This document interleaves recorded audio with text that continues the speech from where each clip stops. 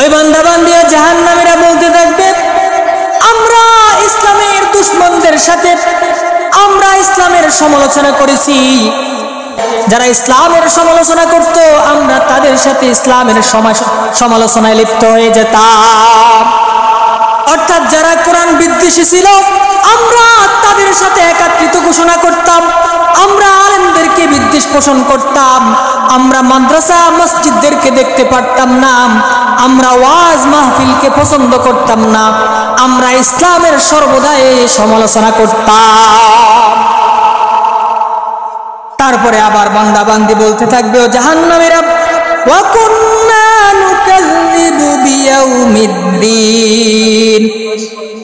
আমরা কিয়ামতের দিবসকে, কিয়ামতের দিনকে আমরা বিশ্বাস করতাম না, আমরা উপহাস করতাম, আমরা নিজেরা এটাকে বিশ্বাস করতাম না।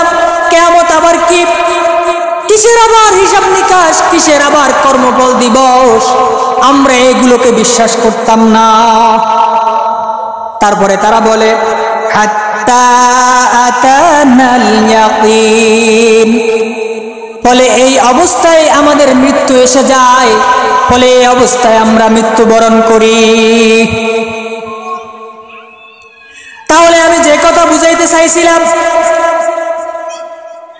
কিয়ামতের ময়দানে আপনি আফসোস করতে থাকবেন আর বলতে থাকবেন, আমরা দুনিয়াতে নামাজে ছিলাম না, আমরা নামাজ আদায় করতাম না, আমরা উপবাস করতাম, আমরা কারো কথা শুনতাম না, আমরা বেনামাজি ছিলাম।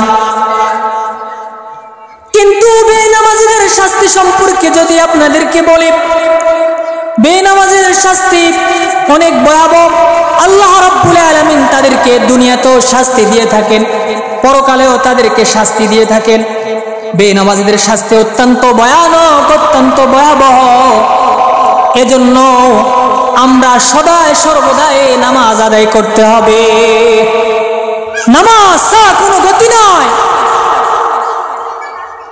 যে আল্লাহ আপনাকে দুনিয়াতে সৃষ্টি করলো, যে আল্লাহ আপনাকে খাওয়াইতেছে, আপনাকে পড়াইতেছে, আপনার রিজিকের জিম্মাদারি নিয়েছে, কিন্তু আপনার কিভাবে সম্ভব আপনি ওই আল্লাহর নাফরমানি করেন, ওই আল্লাহর ইবাদত করতেছেন না, ওই আল্লাহর বন্দেগী করতেছেন না, আপনি দুনিয়ার মোহ পড়ে আজকে রবকে ভুলে গেছেন, রবের ইবাদত ছেড়ে দিয়েছেন।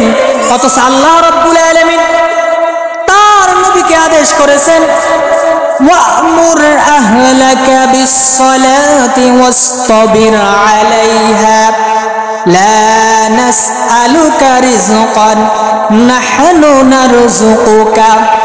আল্লাহ রাব্বুল আলামিন তার প্রিয় নবীকে বলে দিয়েছেন, হে নবী, আপনি আপনার পরিবারদেরকে নামাজের জন্য আদেশ করুন, নামাজের জন্য তালকিন করুন, নামাজের আদেশ দেন।